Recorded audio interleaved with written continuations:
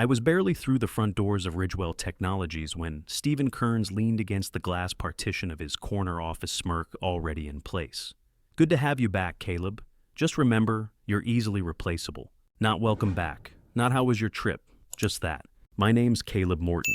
I'm 44 years old, and for 12 years I'd been the one holding Ridgewell's government contracts together. Contracts that weren't just paperwork, but relationships, clearances, and trust built day by day. To Stephen, though I was just another line item in a spreadsheet. Thanks for letting me know," I said, setting my briefcase down by my desk. He laughed like it was a clever joke and disappeared into his office. Through the glass, I watched him straighten his tie and check his reflection like presentation could cover ignorance. That word replaceable didn't hit me with anger so much as clarity. I knew exactly what it meant in my world. My security clearance alone had taken 3 years of background checks to secure. That badge clipped to my belt wasn't Ridgewell's. It was mine. Minutes later, the phone rang. A procurement officer from the Department of Defense. They asked for me by name, as they always did. I walked them through specifications, timeline adjustments, all the quiet, unglamorous work Stephen couldn't fake. When the call ended, I just stared at my screen. The cursor blinked in the search bar of a job site I'd bookmarked months ago. My finger hovered over the mouse. 12 years of loyalty. 12 years of keeping promises no one in a corner office ever even knew I made, and my reward was being told I was disposable. That's when the thought settled in. If Stephen truly believed I was replaceable, I might just let him test the theory. Honestly, before I dive deeper, let me know. Have you ever worked somewhere that treated you like a line item instead of a person? Drop a comment. Let me know where you're listening from. It helps more than you realize. Because 3 days later, I'd find out just how fast replaceable can collapse a company when the wrong person believes it. I sat at my desk pretending to review spreadsheets, but really I was replaying Stephen's words over and over. Replaceable. It had a way of echoing in the quiet moments sharper than it sounded in the open air. My badge tugged at my belt like a reminder, 12 years of clearance and contacts distilled into one piece of plastic. I turned it over in my hand, looking at the small holographic seal that most people never noticed. To me, it wasn't decoration. It was proof of how much time, trust, and vetting it took to get here. At 44, I wasn't naive anymore. I'd joined Ridgewell fresh out of the Navy, still carrying the habit of keeping my shirts pressed and my eyes sharp. Back then, the CEO, Douglas Fry, had hired me personally. He said he needed someone who understood government contracts, not as theory, but as lived experience, someone who knew procurement wasn't about cutting costs, but about keeping people safe. For nearly a decade, I reported directly to him. We built something together that mattered. Then the restructuring happened. That's how Stephen Kearns arrived, a manager with polished credentials, a commercial construction background, and an MBA from a school that sounded good on paper. He had charm when he needed it, but no clearance, no relationships, and no patience for the intricacies of federal procurement.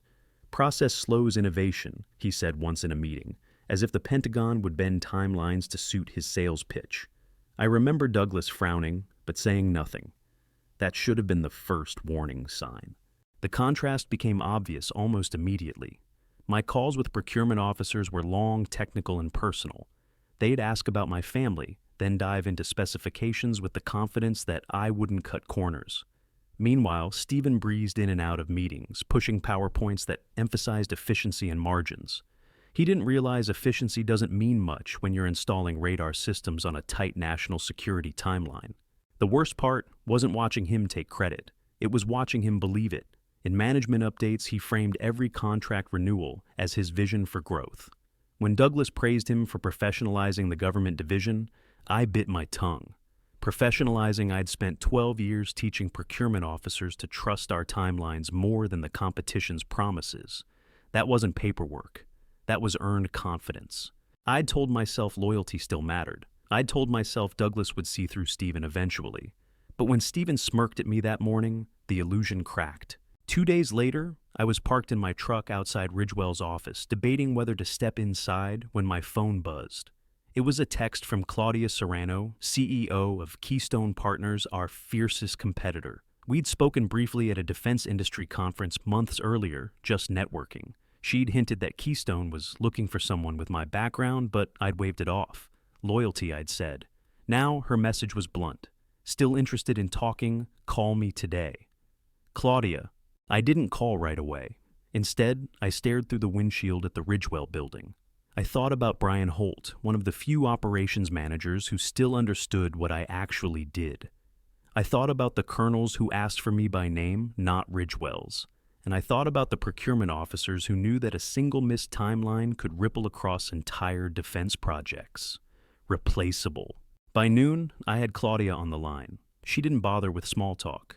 Caleb, I'll be direct. We lost a senior partner to retirement. I need someone who can step in immediately, bring their own relationships, and manage without hand-holding. Partnership track, equity stake, full autonomy. How soon can you move? I gripped the wheel a little tighter. What timeline are we talking? 1 week if possible, 2 at most. And Caleb, your clearance level is the missing piece we've been waiting for. That was the moment the balance shifted. Ridgewell saw me as a line item. Keystone saw me as the foundation of an entire business unit. I didn't say yes, not yet. But as I hung up the badge at my belt, felt heavier than ever. Replaceable. That word was about to cost Stephen more than he could imagine. Because within 72 hours, I would sign papers that made Ridgewell's government division look like it had been built on sand. Stephen Kearns leaned on buzzwords the way some people leaned on crutches. Synergy, efficiency, scalability, words that meant nothing when you were dealing with procurement officers who valued trust over terminology. He strutted into the management meeting with Douglas Fry at his side, throwing around phrases about streamlining government workflows. I sat 2 chairs down, flipping through a binder that actually held the technical specifications for the Henderson Defense Project. The irony wasn't lost on me. Stephen was talking in abstractions while the real substance sat in my hands. Douglas glanced at me once or twice during Stephen's presentation, the way a man looks at an instrument panel when he knows something isn't calibrated, but doesn't want to say it out loud. He nodded politely as Stephen walked through charts, but his eyes sharpened when I quietly added a line of context about a specific security clearance requirement. He didn't say it in the room, but he knew Stephen was out of his depth. Everyone did. After the meeting, Brian Holt caught up with me in the hallway. Brian was our operations manager, the guy who kept procurement paperwork aligned with actual deliverables. He lowered his voice. You know, Caleb, he doesn't even understand half of what you said in there. He's just repeating things he picked up in an MBA seminar. I gave him a tired smile. Brian, I've stopped expecting understanding. I just make sure the projects stay on track. The truth was more complicated. I wasn't just keeping contracts alive. I was holding Ridgewell Technologies' government division together with both hands.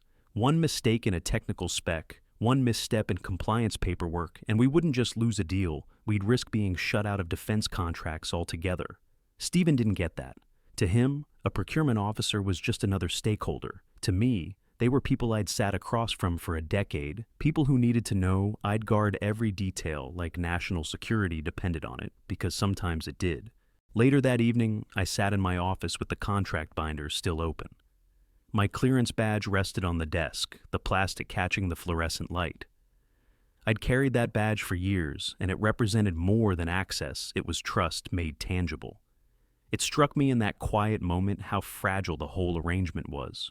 Ridgewell thought it owned these relationships, but the truth was, the clients worked with me. Not Stephen, not Ridgewell. Me. That thought unsettled me, and not in a comforting way. I leaned back and stared at the ceiling. If one badge, one person could shift the weight of millions in contracts, what did that really say about the company's foundation? Brian popped his head in before heading home. Hey, Caleb, you need anything before I go? I shook my head.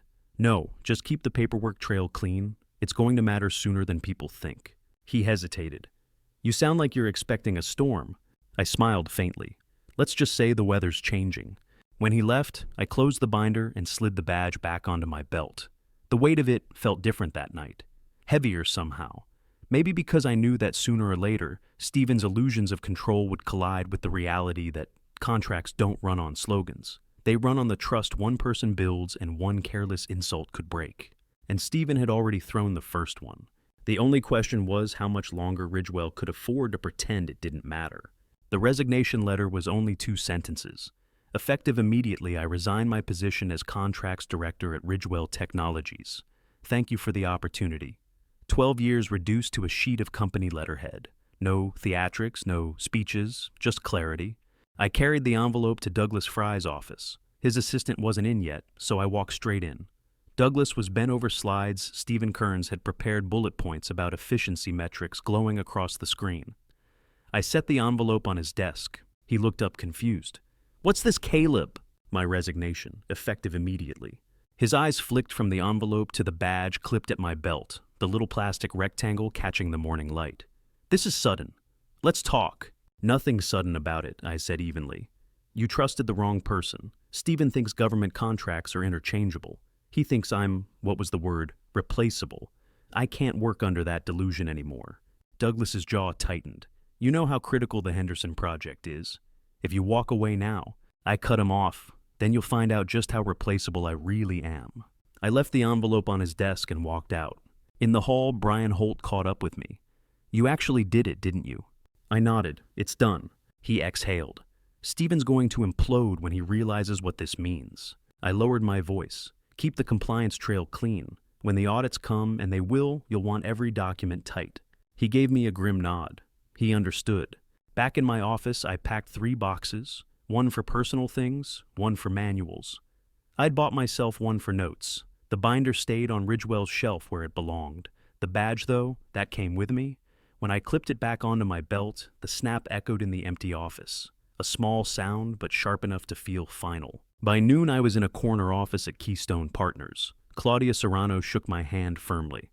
"Welcome aboard, Caleb. The paperwork can wait. You've brought us something more valuable than files." She meant the badge, the relationships, the trust I carried that Ridgewell had mistaken for theirs. At 3 p.m., my phone buzzed with a message from Colonel Patricia Barnes' Henderson contract canceled, effective immediately. She copied Douglas and Stephen just to be clear. By 5, Wright-Patterson and Aberdeen had followed suit. In one day, Ridgewell's government pipeline had collapsed. Stephen called me at 6:15. His name lit up my screen, then faded when I let it ring. He called again, and again. I powered the phone down. Driving home, I thought about Douglas staring at that envelope silent. About Stephen still convinced that contracts lived in binders and slides. But they didn't. They lived in trust. And Ridgewell had just let the one person who owned that trust walk out the door. Have you ever walked away knowing the place you built couldn't survive without you?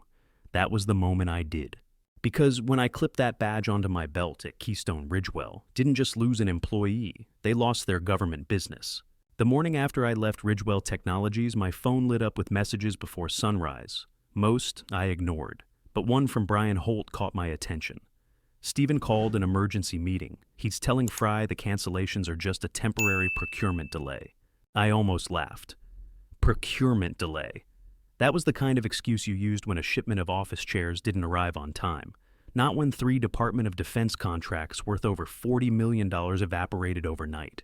Walking into Keystone Partners that morning, I found Claudia Serrano already in her office with a fresh stack of briefing folders. She looked up as I entered. "Caleb Ridgewell's hemorrhaging. I just got word they've called in consultants to reassure the board. They're trying to spin this as a setback." I set my badge on the table between us. "Claudia, it's not a setback. It's structural failure. Those contracts weren't tied to Ridgewell. They were tied to me. Section 14B of the Henderson contract made it explicit if the primary contractor of record withdraws, the agreement is void. Barnes knew that. She acted within 24 hours.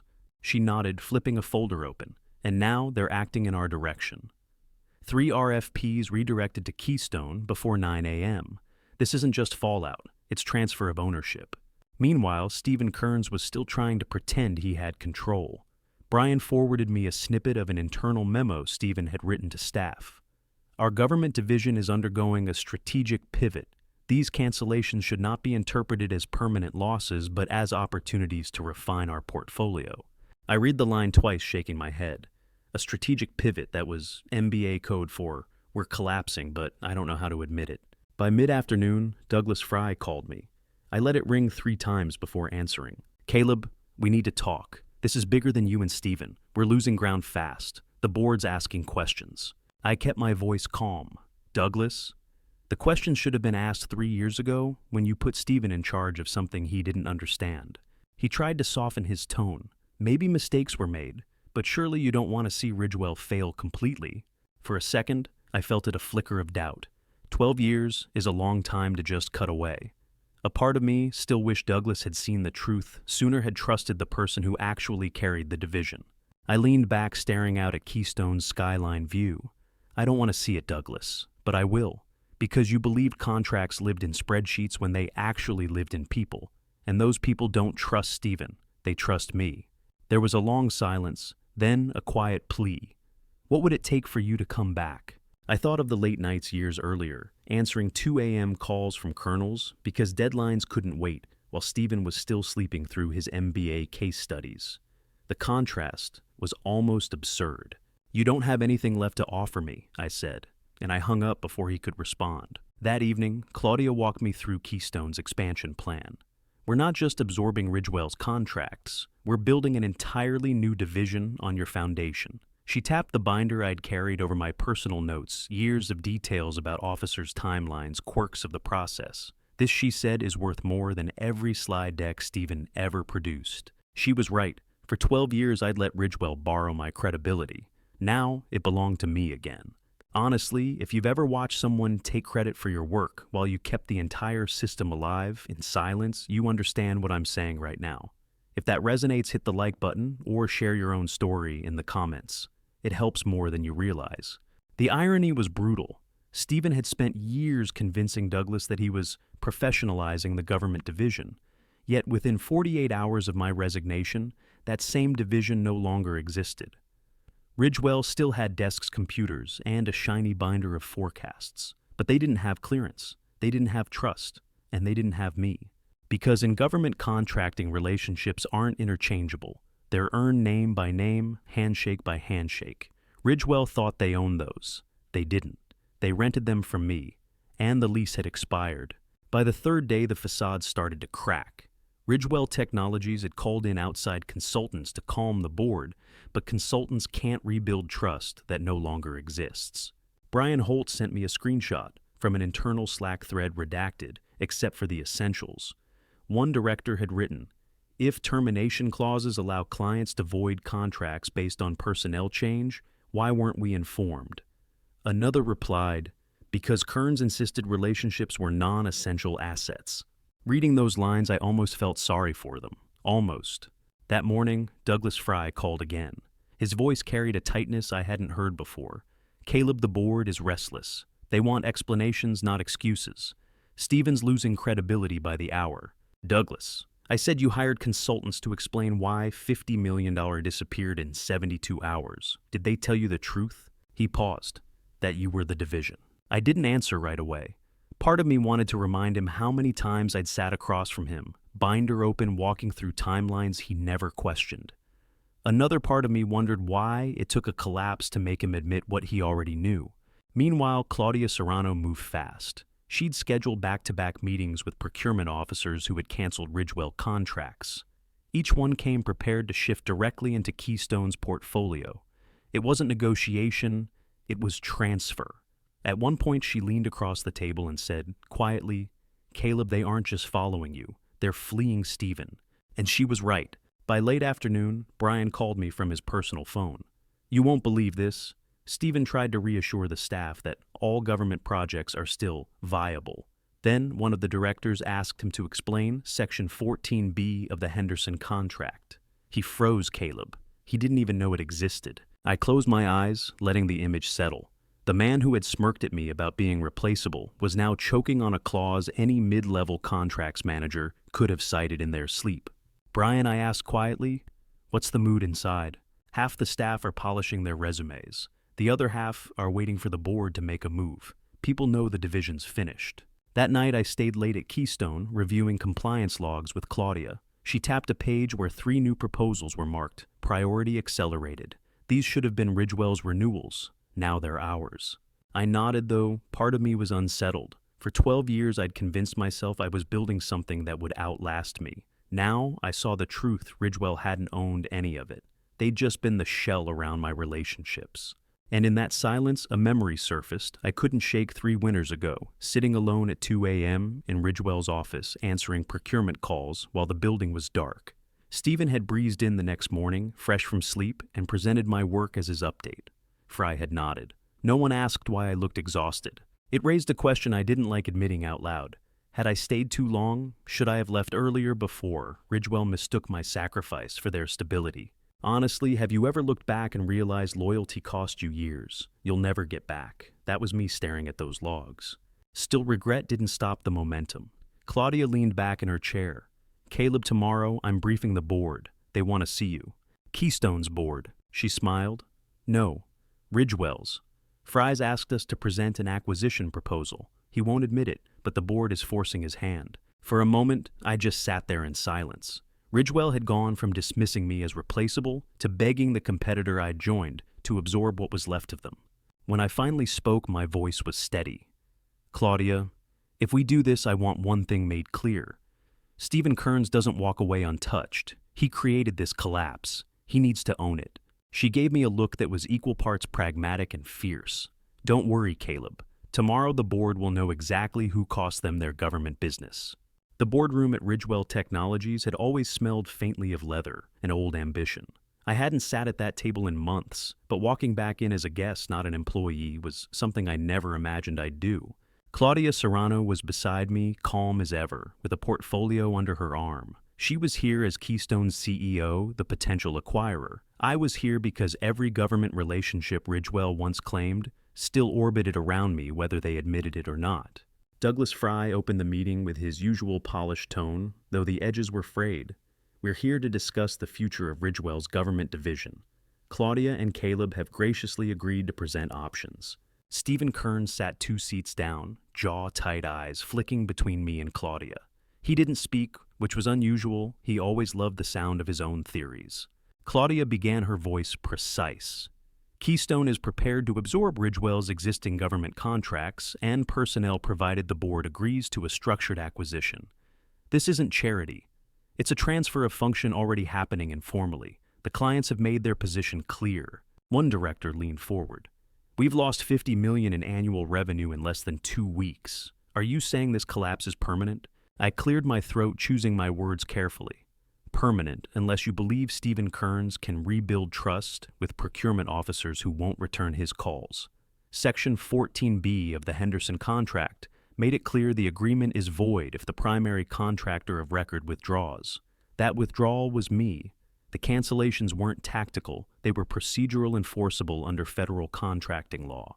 The room went quiet. Stephen finally snapped, "That clause is administrative. We could have fought it."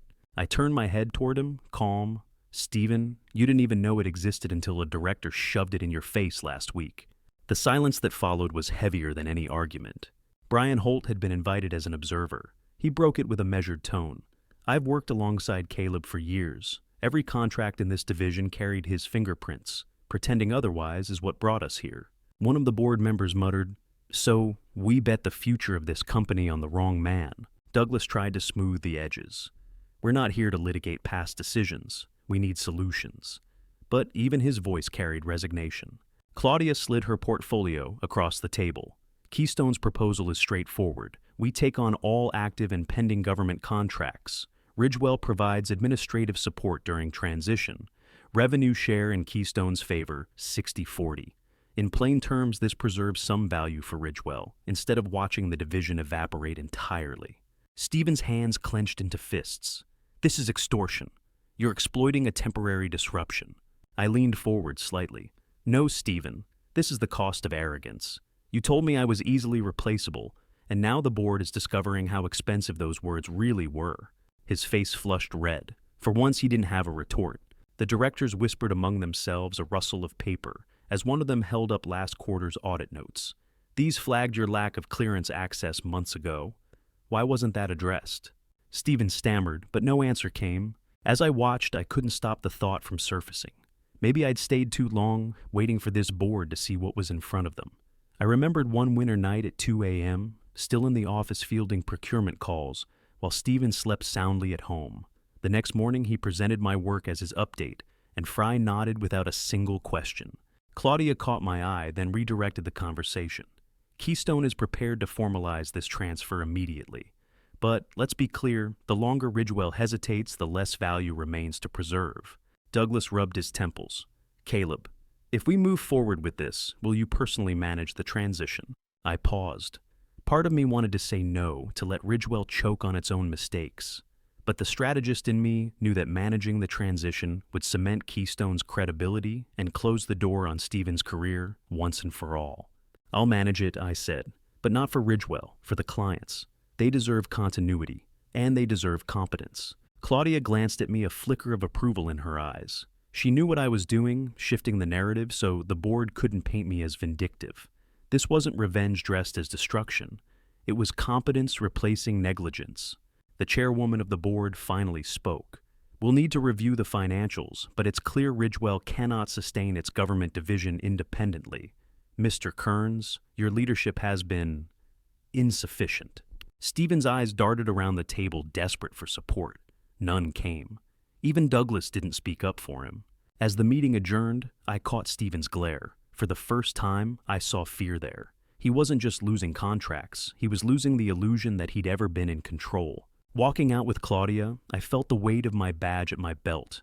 It was still the same piece of plastic and metal, but in that moment, it wasn't just clearance. It was proof that relationships and trust can't be replaced with titles or slides. And tomorrow, when Keystone's acquisition proposal went to a formal vote, Stephen Kearns would finally learn what accountability looks like in dollars and cents. The vote didn't take long. In corporate boardrooms, decisions that should take months can collapse into minutes once panic sets in. Ridgewell Technologies directors filed into the same leather-backed chairs, but the air was different, thicker, brittle. Everyone knew what was about to happen. Douglas Fry opened with the formality of a man who had already surrendered. "We're here to consider Keystone Partners' acquisition proposal for Ridgewell's government division. Claudia Serrano and Caleb Morton are present to answer questions." Claudia's presentation was crisp, her voice steady. She laid out the numbers, projected revenue, stabilization, transition, support, compliance, continuity. But the real show wasn't her portfolio slides. It was Stephen Kearns unraveling in real time. When Claudia finished, one director asked the question that had been hanging in the room since the collapse began.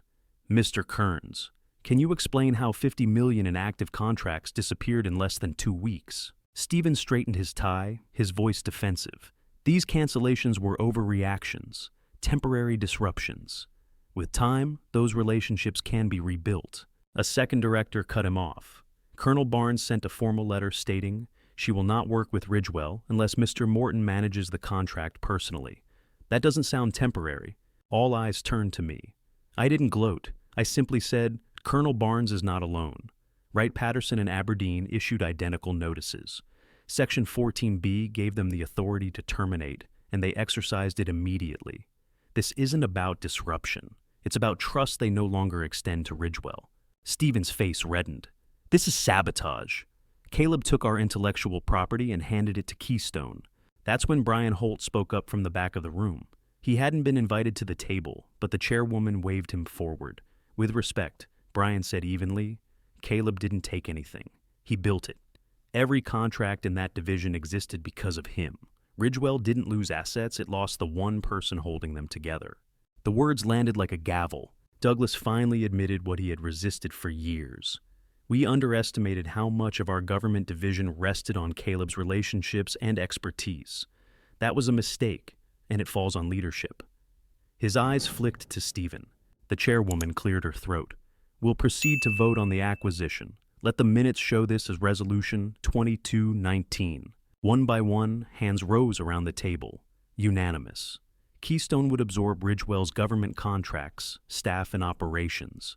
Ridgewell would retain its commercial side, diminished but intact. Stephen slumped back in his chair, eyes wide as though the floor had dropped out beneath him. For once, he had no words. Claudia signed the preliminary agreements with practiced efficiency. When she finished, she turned to me. "Caleb, would you like to add anything for the board?" I paused, aware of every eye on me. "Only this. You once told me I was easily replaceable. But today you voted to hand over half your company because you couldn't replace me. That's not sabotage. That's accountability." The silence that followed was complete. When the meeting adjourned, I walked out with Claudia. In the hallway, Brian caught up with us.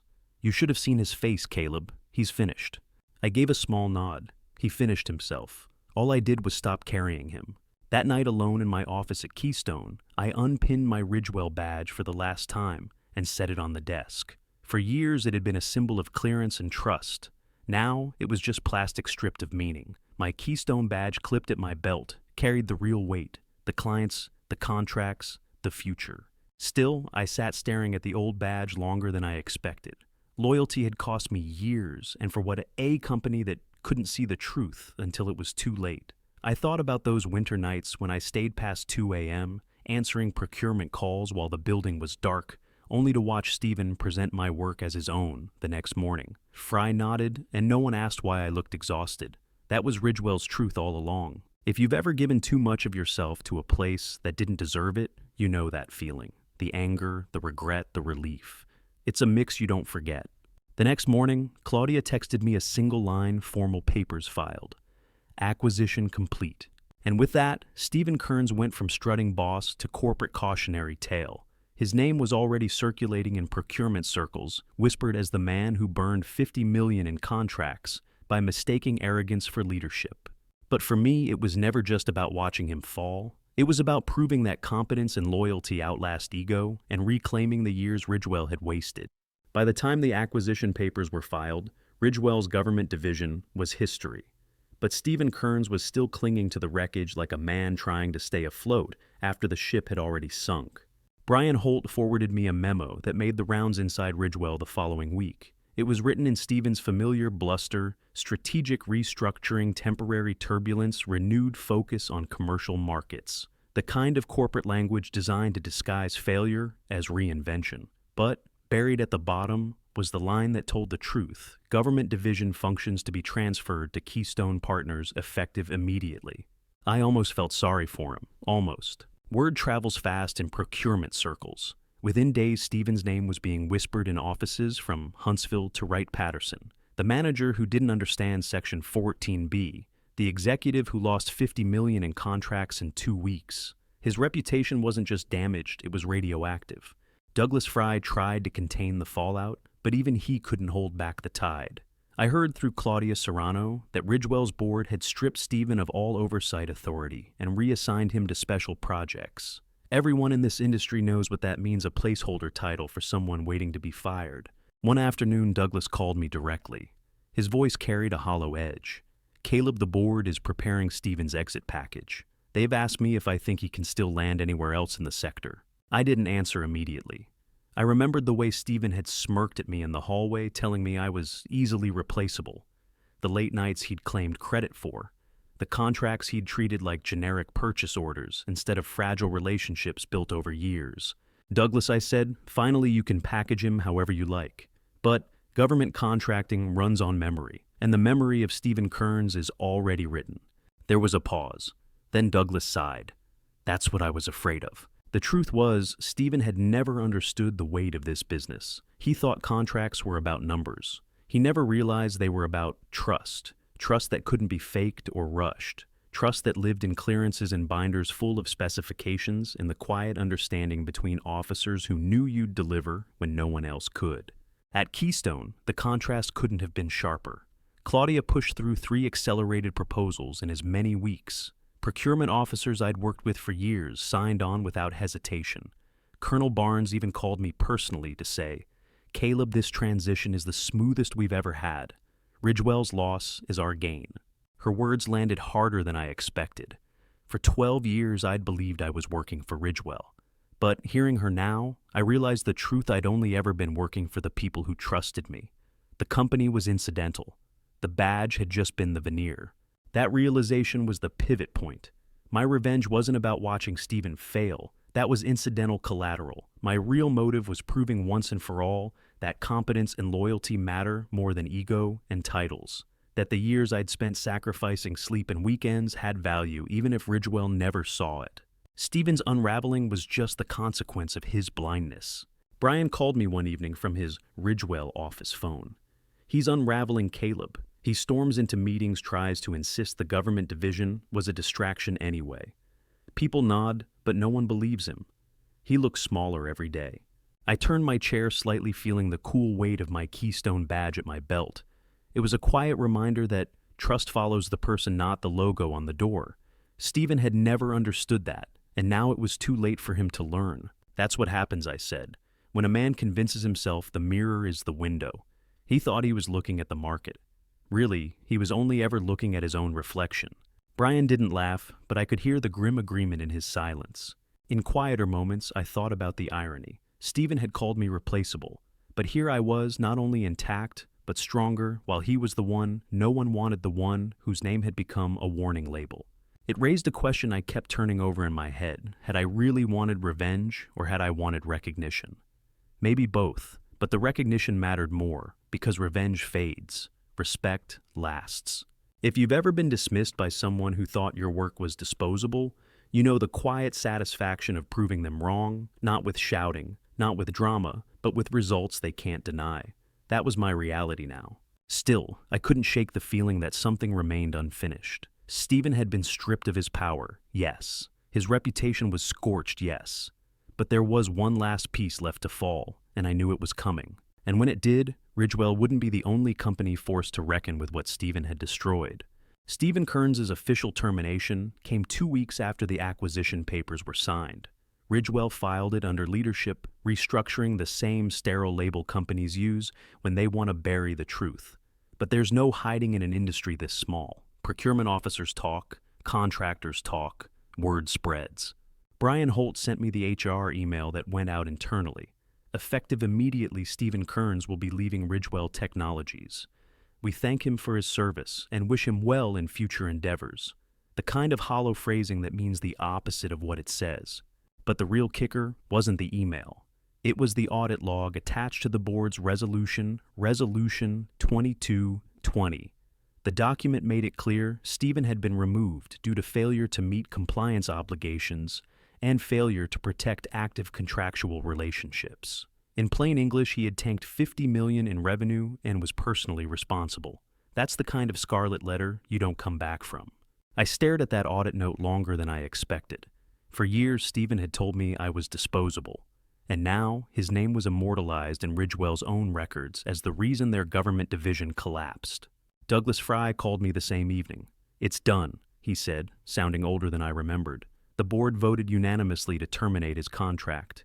He won't be in this business again." I didn't gloat. I just asked, how did he take it? Douglas hesitated. Badly. He threatened to sue. Then his attorney explained Section 7 of his executive contract clause for cause.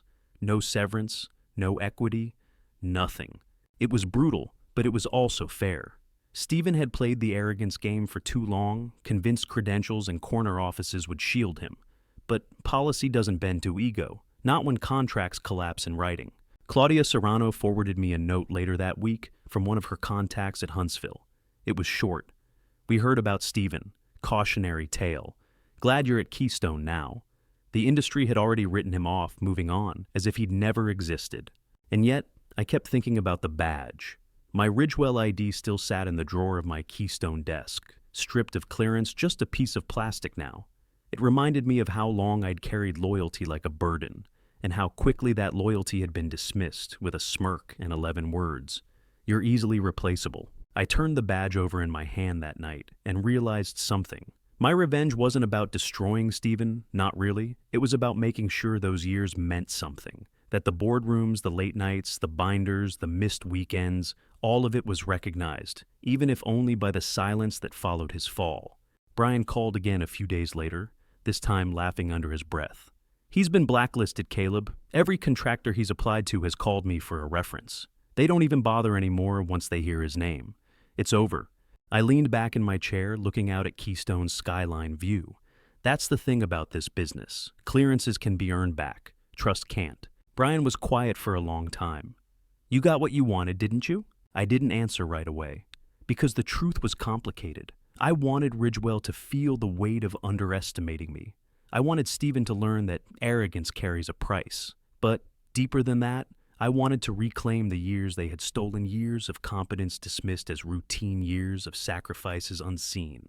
Stephen's downfall was just the evidence. My real victory was standing in a place that valued expertise over ego, watching contracts grow stronger under leadership that actually understood what they meant. If you've ever carried the weight of someone else's incompetence only to be told you were the problem, you know what it feels like to finally set it down. That moment wasn't triumph, it was release. So I opened the drawer, picked up the Ridgewell badge one last time, and snapped it clean in half before dropping it in the trash. Then, I clipped my Keystone badge to my belt and closed the drawer on 12 wasted years. The ending wasn't about his firing. It was about what I built after, and who I became when I finally stopped carrying a man who had been dragging us both down. And soon that truth would come to light. The board at Ridgewell convened an emergency session the week after Stephen's termination. Brian Holt filled me in afterward.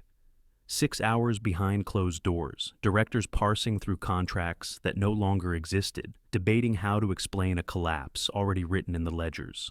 He said Douglas Fry tried to spin it as a temporary setback, but the auditors didn't let him. Resolution 2221. The follow-up to Stephen's termination stated it plainly. Government division dissolved due to unrecoverable loss of strategic contracts. Ridgewell had not just lost Stephen. They had lost their foothold in the government sector completely. I read that line twice, 12 years of my work erased in a sentence, and for the first time, it didn't sting, because I finally understood the contracts had never belonged to Ridgewell. They had always been mine, to build mine, to sustain mine, to protect. The company had just been the letterhead on the paperwork. Word of Ridgewell's implosion spread faster than even I expected. Huntsville canceled a pending subcontract worth $8 million.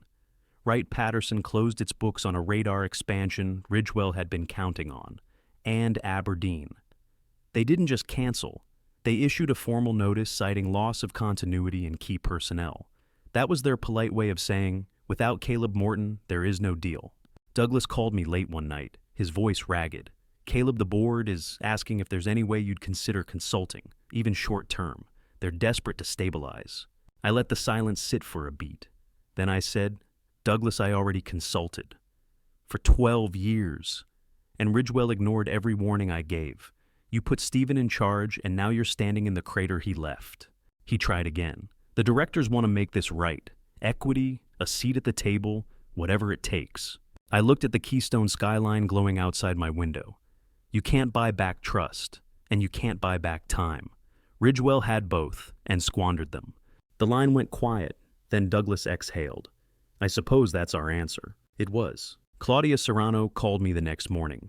Caleb, I've seen a lot of collapses in this industry, but this one, it's a case study. Ridgewell will be cited in boardrooms for the next decade as the firm that confused arrogance for competence. And you just proved where the real value lives. Her words hit deeper than she knew. Because that was the truth I'd been chasing all along. My revenge was never about money or contracts. It was about proving that my years had meant something, that the sacrifices, missed holidays, lost weekends, midnight calls weren't invisible. They had weight. And when Ridgewell dismissed me as replaceable, they dismissed the very foundation of their business. Brian joined me for lunch that week. Over coffee, he shook his head. You should have seen the boardroom, Caleb. They looked like ghosts. No one could even say Stephen's name. It was like a collective erasure pretending he'd never been there. I smiled at that. He always wanted to be bigger than the work. Now, he's smaller than the memory. Brian tilted his head. And you? I thought about it. For years I had carried the weight of Stephen's arrogance, the dismissal of my loyalty. The quiet grind of being told competence was routine. But in that moment, I didn't feel burdened anymore. I felt lighter. I'm done carrying them, I said, and I'm finally carrying myself. Later that evening, I opened the drawer where my Ridgewell badge had been. Only the broken halves remained buried under papers. I left them there like a fossil, a reminder of what happens when companies mistake their people for interchangeable parts. At Keystone, the contracts were already growing. Claudia had pushed through the Henderson renewal, Aberdeen expansion, and Wright-Patterson upgrades, all with my name attached as lead. But it wasn't just the deals, it was the recognition. Officers called me directly, thanking me for continuity. Emails addressed to Caleb instead of to generic vendor contact. That was the payoff I had wanted all along, acknowledgement. Because the real motive wasn't revenge against Ridgewell. It was reclaiming the years I had given them, proving that those years had value that couldn't be dismissed, replaced, or erased. If you've ever been overlooked by someone who thought your loyalty was weakness, you know what it feels like. When the world finally proves them wrong. It doesn't roar. It doesn't shout. It just sits there in black and white audit logs and canceled contracts undeniable. Stephen was gone, Ridgewell's government division was gone, but I remained, and the people who mattered knew exactly why. The reckoning was complete. And yet, as I stood at my window overlooking Keystone's offices, I knew there was one last truth that I still had to tell. 6 months later, I was standing in a Pentagon conference room, pen in hand reviewing the Henderson renewal. The same colonel, who once refused to take Stephen Kearns' calls, now leaned across the table and said, "Caleb, we're fast-tracking this because we know you can deliver." The signature line stared back at me, and for the first time in years, I didn't feel like I was working for a company. I felt like I was working for myself. The letterhead said, Keystone Partners, but the weight behind the signature was mine alone. That was the final truth Ridgewell never understood. They thought contracts belonged to them. They thought relationships lived in their balance sheets. But all along, the real equity was personal, built in quiet trust. One call, one deadline, one midnight, briefing at a time. Stephen never grasped that. Neither did Douglas Fry. They were chasing numbers, titles, optics. And in chasing those, they lost the very thing that made the numbers possible. Brian Holt joined Keystone 2 months after the acquisition. One evening, we sat in my new office overlooking the Mississippi. He looked around at the space our own division now filled with people who'd chosen to follow competence instead of clinging to a sinking ship. "You ever think about going back?" he asked. I shook my head. Back to what A logo on a wall that thought loyalty was a liability. He smiled at that. Fair point. The irony was, Ridgewell tried to survive without me. After Stephen's termination, they pitched themselves as a leaner, commercially focused firm. But word from Claudia Serrano's contacts was brutal. Ridgewell was down to half its former revenue-closing offices selling off assets. The directors who once dismissed my warnings were now writing shareholder letters filled with phrases like strategic contraction and streamlined focus. Everyone knew those were code for failure. Even Douglas's name appeared less and less in industry conversations, fading along with the company he had once led. Claudia called me one Friday morning. "You realize you did more than take contracts, Caleb. You redefined the terms of competition. Ridgewell doesn't just look weak, they look irrelevant. And you've made Keystone the standard in government procurement." Her words stayed with me, not because of the flattery, but because they finally named the truth I hadn't just walked away from Ridgewell. I had taken everything they thought couldn't walk, relationships, trust continuity, and built something stronger with it. Sometimes I still think about Stephen. Last I heard, he'd tried to angle back into commercial construction. But the industry remembers. Procurement officers talk. Contractors share notes. His name is a warning label now, not just for arrogance, but for blindness. The man who lost $50 million because he thought people were interchangeable. One night, while clearing old files, I came across the broken Ridgewell badge again.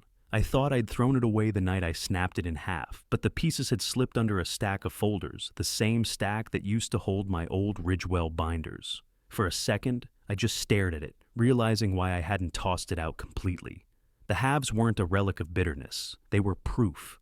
Proof that arrogance collapses, and proof that loyalty and competence outlast titles and corner offices.